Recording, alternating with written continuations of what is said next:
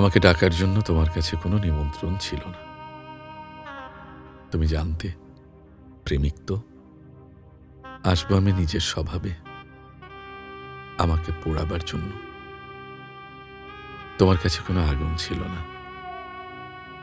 তুমি জানতে ভালোবাসা তো নিজের আগুনেই নিজে পুড়িয়ে ছারখার হবে।